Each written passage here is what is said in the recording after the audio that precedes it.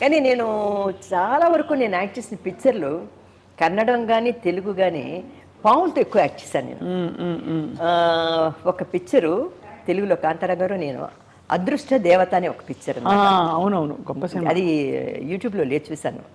ఫుల్గా నాగలోకం సెట్ వేశారండి, పెద్ద నాగలోకం సెట్టు. అందులో మాస్టర్ ఎవరంటే హీరాలాల్ మాస్టర్.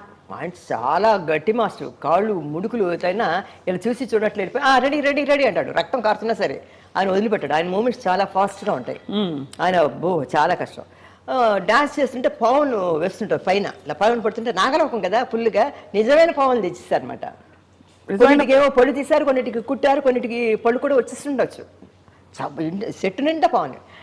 ఆసారి ఏమైందంటే మా మదరు ఎప్పుడు షూటింగ్కి వచ్చేది కాదు, మా అక్కయ్య వచ్చేది అనమాట. ఒకరోజు షూటింగ్ చూడాలండి అమ్మాయిది, ఒకరోజు షూటింగ్ చూడాలి.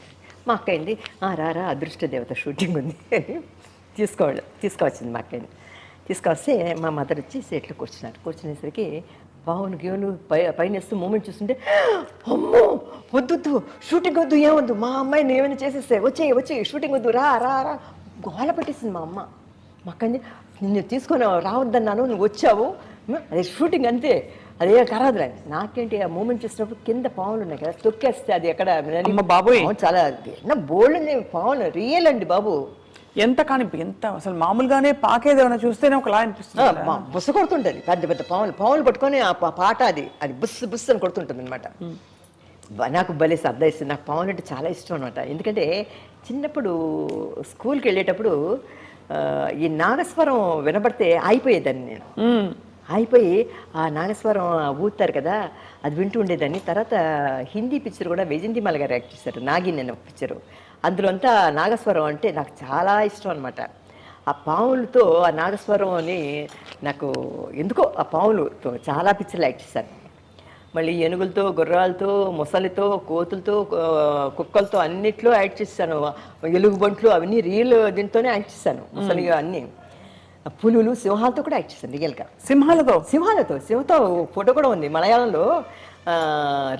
అదేంటంటే కడలమ్మ పഴశ్శిరాజా అని పిక్చర్లు, మలయాళం పిక్చర్స్ చాలా పిక్చర్లు యాక్ట్ చేశాను లేమా. ఓ పిక్చర్లో అయితే మొసలి వచ్చి పట్టుకొని కాళ్ళు లాగేస్తుండదు, చీర లాగా రియల్.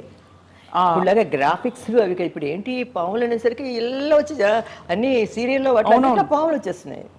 అది సర్వసాధారణం అయిపోయింది ఇప్పుడు. గ్రాఫిక్స్ లేకుండా ఏది లేదు, నడుస్తుంటే నిప్పులు వస్తున్నాయి, ఎగురుతున్నారు ఫైటింగ్లో వాటిలో.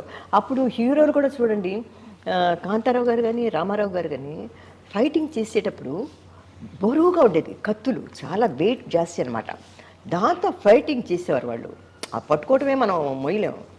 నాకు అలానే 2 పిక్చర్లు నేను ఫైటింగ్ చేశాను అనమాట. అవునా?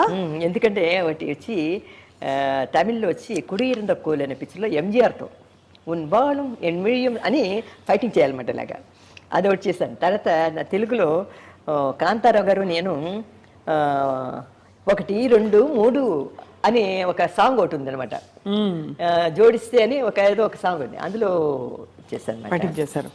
నాకు చాలా పాములతో, కుక్కలతో, ఎలుగుబంటులతో బాగా అనుభవం. ఏనుగు మీద కూడా కూర్చొని తీయించుకున్నాను. అమ్మ, మీకు మీ హీరోల అందరిలో ఎవరి సరసన నటించడం మీకు బాగా ఒక తృప్తిని, ఒక మంచి క్యారెక్టర్ చేసాము లేకపోతే మంచి సినిమా చేసామని ఫీలింగ్ వచ్చేది? ఎంజీఆర్ గారితో నటించారు, ముందు వరుసపెట్టి చూద్దాం. కాంతారావు గారు, ఎంజీఆర్ గారు, ఏఎన్ఆర్ గారు, రామారావు గారు, అందరితో నటించారు కదా, ఎవరితో మీకు బాగా తృప్తిగా అనిపించేది? అమ్మా, ఆ కాలంలో హీరోస్ అంటే టాప్ హీరోస్ తెలుగులో చెప్తాను ఫస్ట్, మన తెలుగు ఛానల్ కనుక. నాగేశ్వరరావు గారు, రామారావు గారు, కాంతారావు గారు, జగ్గయ్య గారు, 4 పెద్ద హీరోస్. అవును. దాని తర్వాత వచ్చినవాడు శోభన్ బాబు, కృష్ణ గారు, హర్నాథు, రామకృష్ణ. అవును, నలుగురు స్టెప్ బై స్టెప్ వచ్చారు. మేము చిన్నప్పుడు నాగేశ్వరరావు గారు, రామారావు గారు, జగ్గయ్య గారు, కాంతారావు పిక్చర్లు చూసి పెరిగిన వాళ్ళం, చిన్న పిల్లలం మేము. అవును. వాళ్ళు మాకు దేవుళ్ళు లాగానే మాకు ఉండిపోతారు మా మనసులో.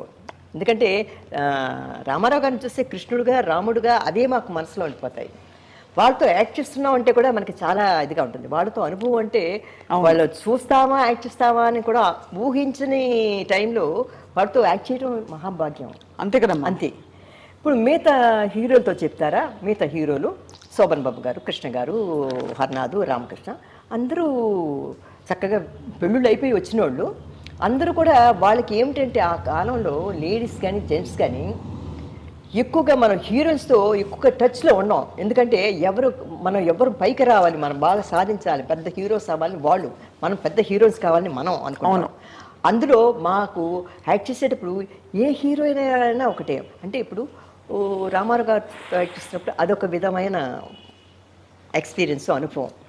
నాగేశ్వరరావు గారితో యాక్ట్ చేసేటప్పుడు అదొక టైప్ ఆఫ్ ఇది. అంటే అన్నిటికీ మనం అడ్జస్ట్ అవుతాం. మిగతా జగ్గ గారితో యాక్ట్ చేసేటప్పుడు అదొకటి, కాంతారావు గారితో ఒక టైప్ ఉంటుంది. అదేలాగా శోభన్ బాబు గారిని, కృష్ణ కానీ, కృష్ణరాజు కానీ అందరితో ఆల్మోస్ట్ అందరు హీరోలతో తెలుగులో యాక్ట్ చేశారు. అది వాళ్ళ అనుభవం. అంటే ఎవరు ఎక్కువ అని లేదు, ఎవరితో యాక్ట్ చేసినప్పుడు వాళ్ళే మాకు దేవుడు, వాళ్ళే ఎక్కువ మాకు. అది అంతేగాని వీళ్ళు చాలా టాప్ కదా వీళ్ళతో యాక్ట్ అంటే పెద్ద హీరోలతో యాక్ట్ చేయటం అంటే అప్పుడు గ్రేట్గా మేము భావించేవారు. అవును కదా. నాగేశ్వరరావు గారు, రామారావు గారు అంటే టాప్, అది ప్రపంచానికి తెలిసింది అందరూ. అందులో తర్వాత తమిళనాడులో అంటే ఎంజీఆర్ గారు అంటే తెలియంది లేదు. అందులో కూడా ఇదేలాగా స్టెప్ బై నలుగురు ముగ్గురు ఉన్నారు, ఎస్ఎస్ఆర్, వాడు అందరితో యాక్ట్ చేశాను నేను ఆల్మోస్ట్. రైట్. కనుక ఒక్కొక్కతో ఒక్కొక్క విధమైన అనుభవం. అంతే, ఎవరు ఇష్టం అని లేదు, మన క్యారెక్టర్ ఏది మంచిదా అని అది ఇష్టం నాకు, అంతే. సో అమ్మ, మీరు ఇంత పీక్ ఆఫ్ యాక్టింగ్లో ఉంటూ మనకి మీ వివాహం అయినప్పుడు పాంచజన్ గారితో అది ఎలా కుదిరింది? ఎలా మీకు అసలు అంటే పొలిటికల్ ఫ్యామిలీ వల్ల పరిచయం అయ్యారా? అది చెప్పాలంటే అమ్మా, నేను ఇప్పటికీ సుబ్రహ్మణ్యరెడ్డి గారు ఎక్కడైనా ఫంక్షన్లో కనబడితే చెప్తారు, రాయశ్రీ ఏంటి నువ్వు పీక్లో ఉన్నప్పుడు పెళ్లి చేసుకొని పోయావు, నాకు నచ్చలేదు అన్నారు. మొన్న ఒకసారి జమున గారు మేమందరం వైజాగ్లో ఫంక్షన్కి వెళ్ళాం, ఆయన బర్త్డే దానికి వెళ్ళినప్పుడు అన్నారు. నేను అన్నాను, అదేమిటండి అంతా మనం అంటే మన ఫీల్డ్ అయిపోయిన తర్వాత మ్యారేజ్ చేసుకోవటం ఏంటి, ఫీల్డ్ పీక్లో ఉన్నప్పుడు చేసుకుంటేనే ఆ లైఫ్ ఈ లైఫ్ రెండు మనకి ఎంజాయ్ చేయొచ్చు. అవును, ఎంజాయ్ చేయొచ్చు. ఫీల్డ్లో యాక్ట్ చేయడానికి మనకి ఎండ్ అన్నది లేదు. అవును, ఎండ్ లేదు, మనకి యాక్ట్ చేస్తూనే ఉండొచ్చు మనం. ఏంటి హీరోయిన్ చిన్నపిల్ల దగ్గర నుంచి, అమ్మ వేషాల దగ్గర నుంచి, అక్క వేషాల దగ్గర నుంచి, వదిన వేషాల దగ్గర నుంచి, అమ్మమ్మ వేషాలు, నాయనమ్మ వేషాలు, ముసలి వేషాలు అన్నీ యాక్ట్ చేయొచ్చు. యాక్టింగ్కి ఎండ్ లేదు. నన్ను అడిగితే ఒక ఆర్టిస్ట్కి ఎండ్ లేదండి. అవును, కుంటిదానిలో కూడా యాక్ట్ చేయొచ్చు, కూర్చొని యాక్ట్ చేయొచ్చు, ఏదైనా యాక్ట్ చేయొచ్చు. కరెక్ట్. కానీ మ్యారేజ్ అనే దానికి ఒక లిమిట్ ఉంది, పిల్లల్ని కంటానికి అనేది ఒక లిమిట్ ఉంది, దానికి ఒక ఏజ్ ఉంది. ఆ ఏజ్లో ఇది మనం చేయకపోతే లైఫ్ వేస్ట్ అయిపోయింది మన లైఫ్. ఇంకా వయసు అయిపోయిన తర్వాత మనం మ్యారేజ్ చేసుకొని లాభం లేదు. అవును, వయసు అయిపోయిన తర్వాత ఇంకా పిల్లల్ని కనలేము. అవును, ఇంకా మ్యారేజ్ కాదు, ఇది లైఫ్లో అలా ఉండిపోవాల్సి వస్తుంది. కనుక ఏ వయసుకి తగినట్లు ఆ వయసులో చేయటం. అది మా ఆయన్ని నేను వచ్చి పొలిటీషియన్ అంటే నాకు ఎన్నో సంబంధాలు చూశారండి మా ఇంట్లో. అంటే నాకు మా మదరు పెద్దవాడని చెప్పారు కదా, లేటుగా పుట్టాను కదా, మా మదర్ చనిపోయారు 1973లో చనిపోయారు. మా మదరు ఆవిడ చనిపోయినప్పుడు ఒక పిక్చర్ యాక్ట్ చేస్తున్నాను నేను, భానుమతి గారు, సరోజాదేవి అందరం, పత్తుమాద బంధం. ఆ పేరు వింటేనే అది మీకు తమిళ్ తెలీదు. 10 మాసాలు అంటే 10 మాసాలు మోసిన అనుబంధం అంటారు కదా, 10 మాద బంధం అనే పిక్చర్లో నేను యాక్ట్ చేసినప్పుడు ఆ పిక్చర్ ఊటీ గీటీ అంతా తీసారు, అయిపోయింది ఫుల్గా.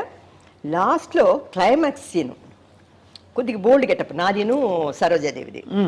అంటే కొద్దిగా ఒక ఏబిఎం రాజును మేము అందరం, ముత్తురామన్ అందరూ ఉన్నారు, రవిచంద్రన్ అందరూ ఉన్నారు. ఆ క్లైమాక్స్లో అందరూ, భానుమతి గారు, ఏమన్ రాజు, సరోజాదేవి, నేను, భానుమతి అందరు ఆర్టిస్టులు ఉన్నారు.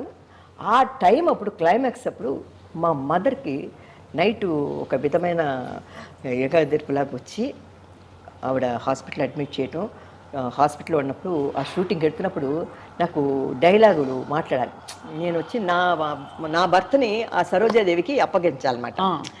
నా మూడు నీకు అప్పగిస్తున్నాను, నువ్వు పెళ్లి కాకముందే బిడ్డను కన్నావు అని ఒక డైలాగ్ చెప్తుంటే మాట నొక్కేసినట్లుంది, డైలాగ్ రావటం లేదు. గుర్తుందమ్మా డైలాగ్? అది ఇది గుర్తు కూడా లేదమ్మా, నాకు మతిమరుపు కూడా వచ్చింది. ఆ సినిమా అప్పుడు నాకు చాలా దెబ్బతిన్నా నేను నా లైఫ్లో. అప్పుడు మా షూటింగ్ కట్ అన్నాను. తాత ఇంటికి వచ్చి ఇలా కూర్చున్నాను అనమాట, బ్రేక్ లంచ్ అవర్లో ఇంటికి వచ్చి ఇలా కూర్చున్నప్పుడు మా బ్రదర్ నాడు మా హాస్పిటల్లో ఉంది, లేడీ వెల్లింగ్టన్ హాస్పిటల్లో మా మదర్. గబగబని మా బ్రదరు మా అక్కయ్య ఫోన్ చేసింది హాస్పిటల్ నుంచి. మా బ్రదర్ వచ్చి అన్నాడు అనమాట. నేను కూర్చొని ఏంట్రా ఏంటి అన్నాను. మా బ్రదర్ అంటే అదే అక్కయ్య కొడుకు. ఏంటంటే ఏం లేదు రారా హాస్పిటల్కి వెళ్దాం అన్నాడు మా బ్రదరు. అప్పుడు నేను మేకప్తో ఉన్నాను, మళ్ళీ 2 o'clock షూటింగ్కి వెళ్ళాలి, లంచ్కి వచ్చాను అనమాట. కాబట్టి అలా వెళ్ళేసరికి మా మదరు అయ్యో చూడండి హాస్పిటల్ పొల్లి లాక్కొని ఇచ్చేసేసరికి ఆ మేకప్తో గెటప్తో ఆ ఓల్డ్ గట్తో నాకు చాలా బాధ కలిగింది. దాంతో భోజనం మానేశాను. మా అమ్మ అంటే అంత అఫెక్షన్ నాకు. చాలా బాధపడి అసలు పిక్చర్ కంప్లీట్ చేయడానికి కూడా వెళ్ళలేదు. వాళ్ళు కూడా నన్ను కట్ చేసి ఆ క్లైమాక్స్లో ఇది భానుమతి గారు అందరూ వచ్చారు పాపం మన ఇంటికి.